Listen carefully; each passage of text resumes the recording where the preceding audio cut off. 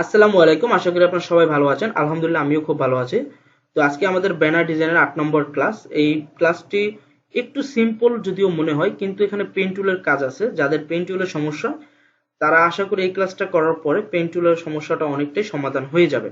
তো যে কোনো সমস্যার সমাধানের জন্য আসলে টিউটোরিয়াল দেখে আপনি একটু হেল্প পাবেন বা ধারণা পাবেন। তবে এটার স্থায়ী যদি সমাধান করতে চান তাহলে প্রচুর পরিমাণে প্র্যাকটিস করা লাগবে। তো চলুন আমরা শুরু করি।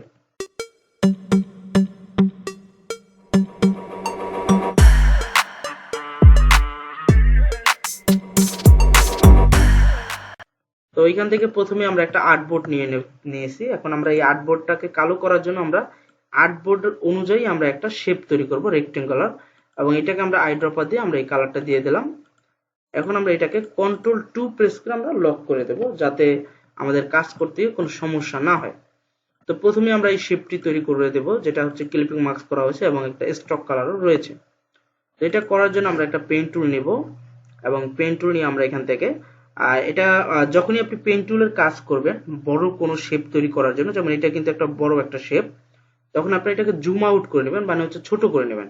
তাহলে আপনি এটা এখান থেকে টানতে আর কি সুবিধা হবে, যে হ্যান্ডেল বারটা ধরে টানতে।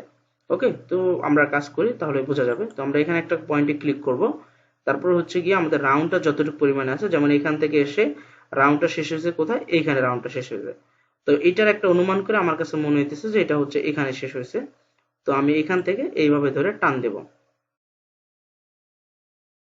ওকে, তারপর আমি এখানে একটা ক্লিক করে দেব।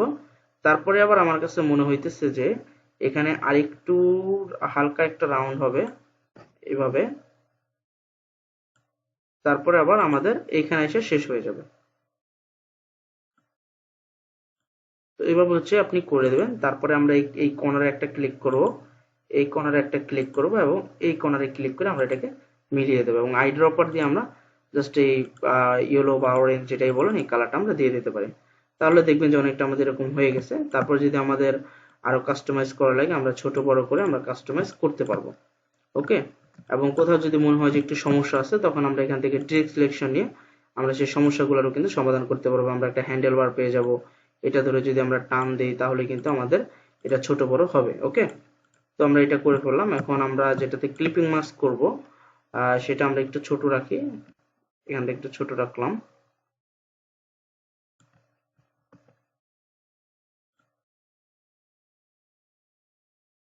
ওকে, এখন আমরা কন্ট্রোল-C কন্ট্রোল-F প্রেস করব আরেকটা তৈরি করার জন্য, এবং এটার কালারটা আমি একটু ডিফারেন্ট কালার দিয়ে দিচ্ছি। ওকে, আমাদের এইটার কালারটা আমি জাস্ট এমনিতে দিয়ে দিলাম, এটা কালারটা পরে চেঞ্জ হবে। এখন এটা হচ্ছে কি আমরা একটু বড় করে দেব, এখান থেকে শিফটটা প্রেস করে আমরা জাস্ট একটু বড় করে দিলাম। এতটুকু বড় হবে, থেকে বেশি না। ওকে, এখন আমরা যেটা করব আমরা এটাকে কন্ট্রোল-3 দিয়ে আমরা হাইড করে দেব, এবং এই যে আমাদের এটা ছিল এটাকে আমরা রাইট বাটন ক্লিক করে অ্যারেঞ্জ থেকে ব্রিং টু ফ্রন্ট, তারপর আবার কন্ট্রোল-Alt+3 প্রেস করে আমরা ওইটাকে আবার নিয়ে আসবো। তাহলে দেখবেন যে ওইটা নিচে চলে গেছে এবং এটা উপরে চলে আসছে। যারা এই ব্যাপারটা বুঝেন নাই তারা ভিডিওটা পিছনে যায় আবার একটু দেখতে পারেন, বারবার দেখতে পারেন, তাহলে দেখবেন যে জিনিসটা বুঝে গেছেন। আবার ডিরেক্ট সিলেকশন দিয়ে আমরা এটাকে একটু টান দিয়ে এখন আমরা এটার জাস্ট মেজারমেন্টটা ঠিক করে দেবো, কোথায় চিকন আছে কোথায় মোটা আছে কোথায় কম বেশি আছে, এটা আমরা এখন ঠিক করে দেবো। ওকে, এখানে একটু এরকম লাগবে, এটা ঠিক হয়ে গেছে। এখন আমরা বাড়তি অংশটা কাটার জন্য জাস্ট এই দুইটাকে সিলেক্ট করে দিয়ে, এই দুইটা না, আমরা জাস্ট লকটাকে খুলে তিনটাকে সিলেক্ট করে দেব, তারপর শেপ বিল্ডার দিয়ে জাস্ট এই বাড়তি অংশটা কেটে দেব। ওকে, আমাদের এটা কিন্তু তৈরি করা হয়ে গেছে। তারপর হচ্ছে কি আমরা আবার আর্টবোর্ডটাকে কন্ট্রোল-2 দিয়ে লক করে দেই। এখন এখান থেকে আমাদের এগুলো তৈরি করার পালা। আমরা পেন টুল নিয়ে আমরা অনুমান করে আবার এখানে একটা ক্লিক করলাম, তারপর হচ্ছে কি এখানে আচ্ছা আমরা আরেকটু উপর থেকে করি। ওকে, আমরা এখান থেকে ছোট্ট একটা রাউন্ড করলাম, আবার একটা রাউন্ড। এটা আপনার প্রথম অবস্থা হবে না, একটু সমস্যাই হবে। আপনি যত বেশি প্র্যাকটিস করবেন তত বেশি আপনি বা তত তাড়াতাড়ি আপনি কাজটা কমপ্লিট করতে পারবেন। ওকে, দেখতে পাচ্ছেন যে এটা কিন্তু হয়ে গেছে। আবার আমরা উপরেরটা যদি করতে চাই তখন আমরা প্রথমে এখানে একটা ক্লিক করব,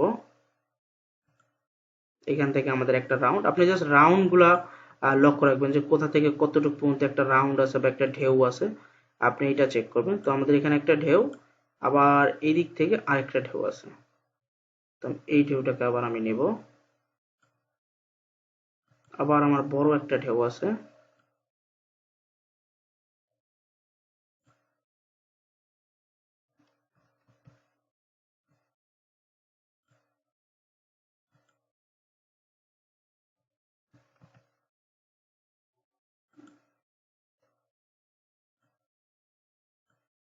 এখান থেকে এখন আমি এখানে এসে শেষ করে দেব। তাহলে কিন্তু আমার এটা তৈরি হয়ে গেছে। তারপরে এই কর্নারে একটা ক্লিক, আমি যেখান থেকে শুরু করছিলাম সেখানে এসে শেষ। দেখেন এটাও কিন্তু আমাদের তৈরি হয়ে গেছে। আবার যেখানে মনে হবে যে একটু সমস্যা আছে বা কর্নার বের হয়ে গেছে, এখানে আবার ডিরেক্ট সিলেকশন দিয়ে ক্লিক করে আপনি আবার এটাকে ছোট বড় বা কম বেশি করলে কিন্তু এটা আবার ঠিক হয়ে যাবে। ওকে, তো আপনারা এটা করে নেবেন। আমার কাছে মনে হচ্ছে এখানে একটু সমস্যা ছিল এবং সেই সমস্যাটা এখন কিন্তু সলভ হয়ে গেছে।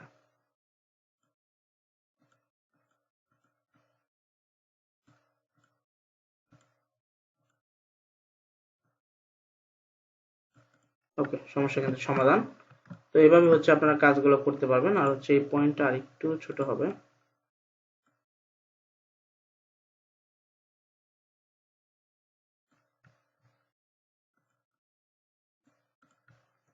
ওকে, এবার কিন্তু হয়েছে।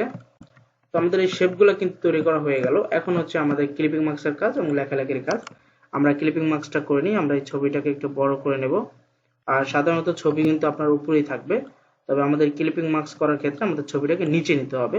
রাইট বাটন ক্লিক, অ্যারেঞ্জ থেকে সেন্ড টু ব্যাক, এবং ছবিটাকে ক্লিক করবেন, শিফট চাপ দিয়ে শেপটাকে ক্লিক করবেন, রাইট বাটন ক্লিক করে মেক ক্লিপিং মার্কস। তাহলে কিন্তু আমাদের এটা ক্লিপিং মার্কসটা হয়ে যাবে। তো আমরা এখানে প্রয়োজনীয় লেখাগুলো লিখে নিচ্ছি। তো এখানে হচ্ছে আমরা টাইপ টুলটা নেব এবং আমরা এখান থেকে ফন্টটা একটু বড় করে দেব, সাইজটা। আমরা কালারটা নিয়ে দেব হোয়াইট কালার। তো এখান থেকে লিখে নিচ্ছি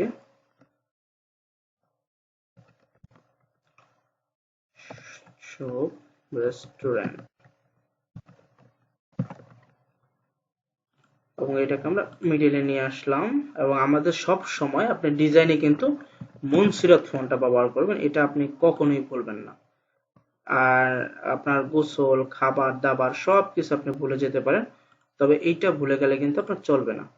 আপনার সব সময় যে কোনো লেখা আপনি মুনসিরত ফন্টটা ব্যবহার করবেন। তারপর যদি বায়ার যদি বলে যে না তুমি আবার মুনসিরত ফন্ট ব্যবহার করো না, তুমি অন্য একটা ফন্ট ব্যবহার করো, সেটা আলাদা ব্যাপার। কিন্তু আপনি যখন প্র্যাকটিস করবেন তখন আপনি অবশ্যই মুনসিরত ফন্টটা ব্যবহার করবেন, কারণ এটা আমাদের মেইন ফন্ট আর কি। ওকে, বা সরকারি বেসরকারি ফন্ট বলতে পারেন। তো আমরা এখানে আবার কালারটা হোয়াইট কালার নিয়ে নিচ্ছি এবং এখানে ডিসকাউন্ট 40%, এবং এটা আমাদের অবশ্যই ব্ল্যাক আইটালিক হবে। এখানে লাস্টে আসলে দেখবেন যে ব্ল্যাক আইটালিক নামে একটা অপশন আছে, এবং এটা আমাদের বড় হবে।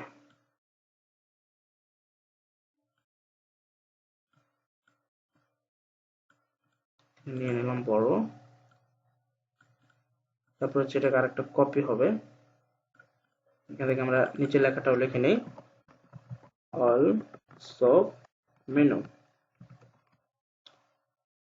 অবশ্যই এটা থেকে একটু ছোট হবে এবং আপনার এই ফন্টটা একটু ব্ল্যাক হবে, বা এক্সট্রা বোল্ড হতে পারে, এবং এক্সট্রা বোল্ড আইটালিক হতে পারে। কালারটা হবে এই সেম কালারটা। তারপর হচ্ছে কি আপনি এখানে একটু বিস্তারিত লেখা দিয়ে দিতে পারেন। তো আমার এই বিস্তারিত লেখাটা এখানে কপি করা আছে, আমি এখান থেকে আমি এটাকে এখানে নিয়ে আসতেছি। ওকে, আমি এখানে নিয়ে আসা, আমি এখান থেকে লেখা সবগুলো দিব না, আমি জাস্ট অল্প কিছু লেখা দেব। এই জন্য হচ্ছে কি আমি বাকি লেখাগুলো কেটে দিচ্ছি, এবং এই লেখাটাকে আমি ছোট করে নিয়ে আমি এখানে জাস্ট বসিয়ে দেব, এবং এটাকে অবশ্যই আমি হোয়াইট কালার দেবো। এবং সব সময় মনে রাখবেন যেগুলো প্যারাগ্রাফ লেখা সেগুলো অবশ্যই রেগুলার দেবেন। প্যারাগ্রাফ মানে বুঝেন তো, বা হচ্ছে আপনার যে বিস্তারিত যে লেখাগুলো, এগুলো হচ্ছে সব সময় রেগুলার থাকবে। ওকে, লেখাগুলো দিয়ে দিলাম এবং আমি এটার অপাসিটিটা একটু কমিয়ে দেবো, কারণ এটা বেশি হাইলাইট হয়ে যাচ্ছে। ওকে, আর এটা একটু ফাঁকা ফাঁকা হবে। এই ফাঁকা ফাঁকাটা করার জন্য আপনি যাইতে হবে উইন্ডো থেকে যাইতে হবে টাইপ, আপনি এখান থেকে টি এর সিরিয়ালে যাবেন এবং এই টাইপ থেকে যাইতে হবে আপনার ক্যারেক্টার। এখান থেকে গেলে আপনি এটাকে একটু ফাঁকা ফাঁকা করতে পারবেন।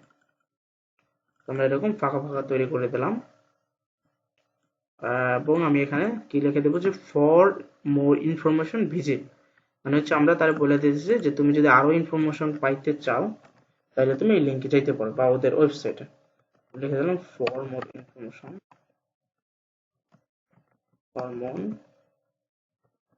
ইনফরমেশন ভিজিট, তারপরে কি তাদের লিঙ্ক দিয়ে দেবো। তো আমি আমাদের লিঙ্ক দিয়ে দিচ্ছি শিখবই.com, আমাদের ওয়েবসাইটের লিঙ্ক। আপনারা যারা প্রিমিয়াম কোর্স করতে চান বা অনলাইনে কোর্স করতে চান আমাদের গ্রাফিক ডিজাইন ও ফ্রিল্যান্সিং, তারা কিন্তু এই লিঙ্কে প্রবেশ করতে পারেন। এটা ডিসক্রিপশন বক্সে দেওয়া আছে।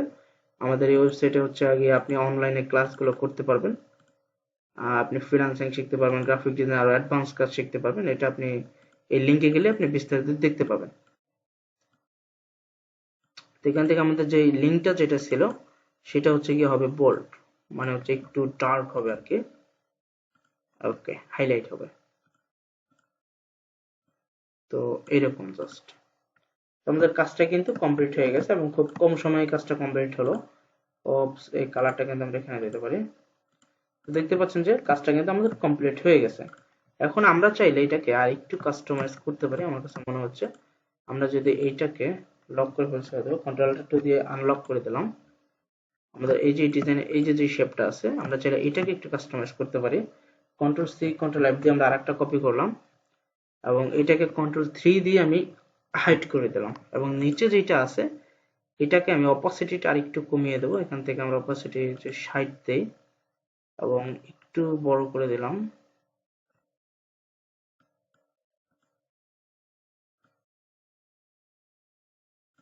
ওকে, এবং কন্ট্রোল-Alt-3, তাহলে দেখবো যে এটা আনলক হয়ে গেছে। এবং এই যে আমরা যেটাকে অপাসিটি কমাইলাম এটা আমরা আবার অপাসিটিটা বাড়ায় দিয়া এইখান থেকে আমরা এটার কালারটা চেঞ্জ করতে পারি।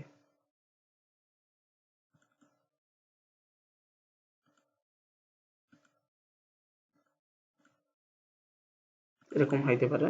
দেখতে পাচ্ছেন যে এখন কিন্তু লুকটা কিন্তু একটু চেঞ্জ হয়েছে।